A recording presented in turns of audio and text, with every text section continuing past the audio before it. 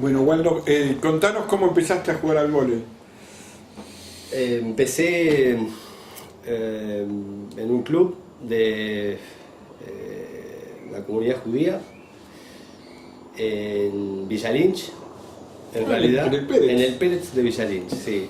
Una cosa que ya venía con una carga cultural importante, porque mi padre había sido quien empezó la actividad 30 años antes de que yo empiece a jugar, empezó la actividad de vóley en ese mismo club. En realidad fue mi hermano más grande que yo que relanzó la actividad de vóley, y bueno, yo en realidad era un bicho del fútbol, jugaba al fútbol en el All Boys, en la novena, octava en esas épocas, y bueno, y veía que todos mis amigos estaban yendo ahí a hacer esta experiencia voleibolística en el Pérez, y creo que fue una confrontación de ambientes. Me sentía mucho más cómodo y mejor entre mis amigos que en All Boys, que más de una vez me comí una apretada porque yo jugaba bien y jugaba en la octava y me querían hacer jugar en la quinta, y vinieron los de la quinta y me dijeron si llegás a afanarle el puesto a uno de nosotros. Entonces, bueno, era chico en esa época y no lo resistí mucho, pero más que nada por el tema del ambiente, y después me enamoró.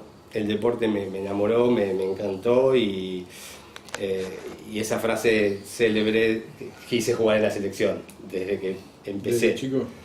Y bueno, empecé a jugar, tuve muy buenos maestros, muy buenos profes, que me enamoraron del vóley también, aparte de enseñarme a jugar. Y así desarrollé toda mi carrera ahí en el Pérez hasta que tuve 20 años y ya llegué a la primera selección nacional.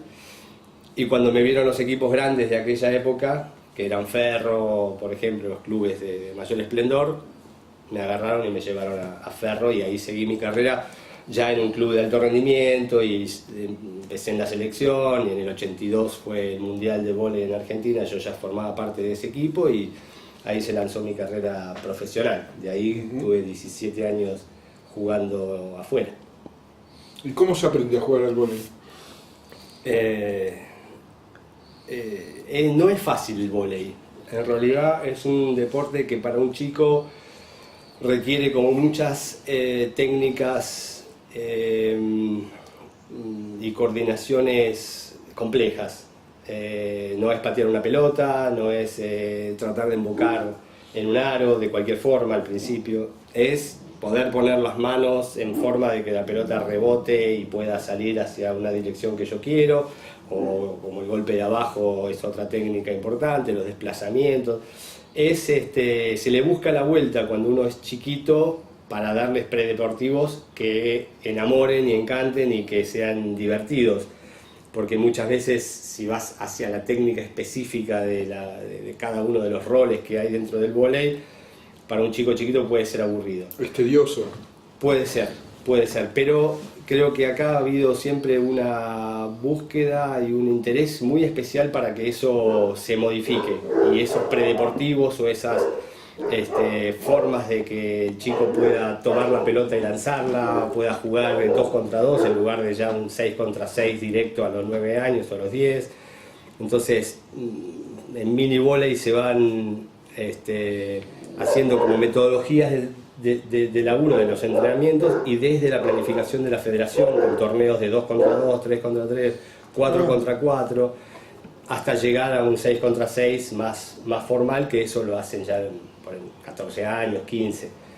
Entonces ahí los chicos se van como enganchando más.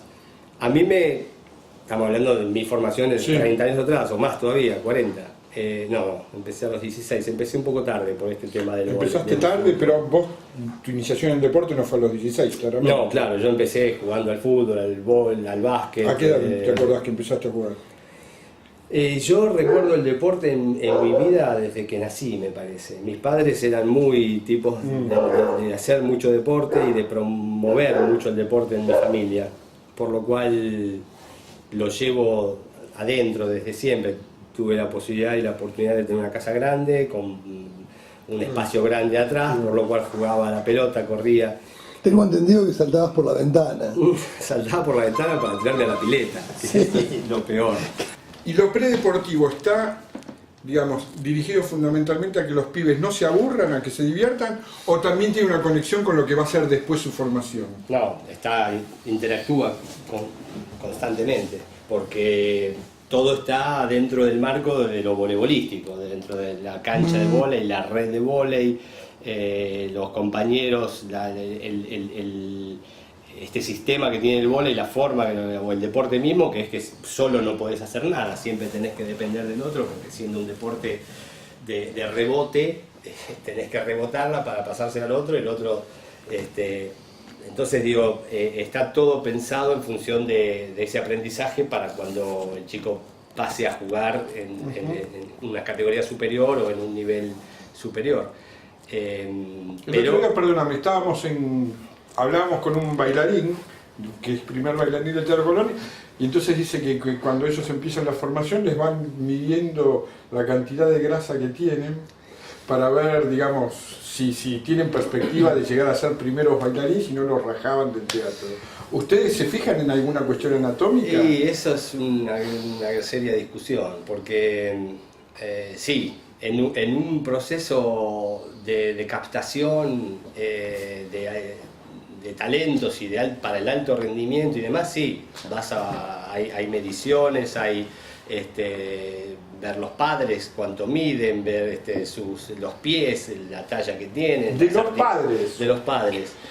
No, los padres por ahí no le miden los zapatos cuánto miden, pero sí, no, sí son pero te das altos. cuenta Sí. cuál es genéticamente el estilo, realmente ¿no? te digo, cuando esto está más desarrollado, se van directamente a las comunidades de serbios que hay por la provincia de Buenos Aires, o los alemanes que están en Entre Ríos, para ver si hay chicos que crecieron en ese contexto genético y que seguramente van a ser más grandes, de talla más, o sea, superior a lo que es la media de un argentino. Entonces, criollo. Entonces, eso también está pensado. Cuando vas al alto rendimiento, cada vez la sofisticación es mayor. Y bueno, ahí se crea esto de si después el chico sigue, se frustra, ¿dónde canalizás esa frustración del pibe o esa no posibilidad de estar dentro de los que van a seguir en el plan de alto rendimiento? Muchas veces se desestima rápidamente a este chico que no va a venir 2 metros, y el pibe cae en una frustración que dice, bueno, yo ya no juego más al vóley, no sé, voy a otro lado. ¿Vos tuviste compañeros que querían o que les gustaba mucho jugar y que sintieron que tenían que dejar de jugar? Sí. En otras épocas, en las primeras épocas de mi iniciación, o cuando yo estaba en la selección y recién entré en la selección, así por los años 80, había pibes que estaban por ingresar a la selección, pero no les daba el piné, o técnicamente sus cualidades, no físicas ya, porque ya eran grandotes, pero técnicas no condecían con el nivel de la selección, y no había una decantación hacia un club donde el pibe siga desarrollándose. Entonces era no llegar a la selección y quedarse afuera, o estar en un proceso de selección, no ser seleccionado y quedarse afuera.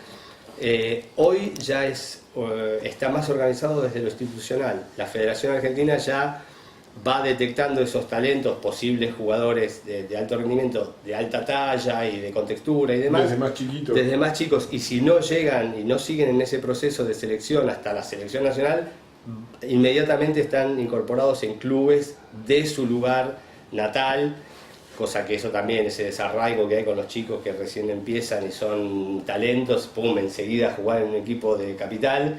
¿Y eso a qué edad con los pibes? A los 14.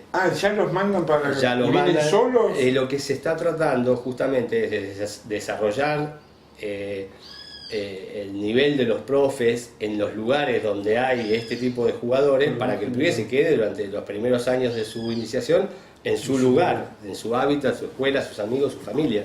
Si no, antes era perverso, un pibe de 14 años llevarlo y sí, entrenaba, era bárbaro, pero después salía y estaba en un lugar donde no conocía a nadie, donde era muy hostil. Eso está cambiando desde la estructura institucional, que los va conteniendo en sus regiones y después los va trayendo nuevamente a la selección Esos pibes de 14 años que tienen buena perspectiva, ¿cuántas horas por día practican? Y hay que tener en cuenta que esos chicos van a la escuela. ¿Van a la escuela? A eso me refería. Ahí era la pregunta. Entrenan bastante estas selecciones ya nacionales, ¿no? Selecciones nacionales de chicos sub-16, ya entrenan doble turno. En las vacaciones, doble turno todos los días con periodos de concentración en el centro, en el CENAR. Y mañana y tarde, mientras no tienen escuela. Cuando tienen escuela, entrenan un solo turno, pero también ya empiezan a tener viajes de competencias en el exterior. Entonces hay que hablar con la escuela, que no pierden el año, que le tomen. ¿Y cómo va eso? ¿Cómo es el vínculo con las escuelas? En general, cuando vienen chicos del interior y viven en el CENAR, y la misma federación se encarga de conseguir las escuelas en donde ya está el acuerdo de que el pibe va a tener bastantes días menos de clases, pero va a ir recuperando. Está después en la institución, en el vóley, en el entrenador o al docente, de ir siguiendo ese proceso, pues si el pibe juega bárbaro y no me importa más nada, estamos en un problema. Pero en general eso, sobre todo con los entrenadores, por la experiencia que yo conozco en el vóley, de las divisiones inferiores, son muy atentos. Y el vóley es atento en ese aspecto. No deja... o sea, ustedes no le dicen, no olvídate de la escuela, vení. No. Eso no existe. No.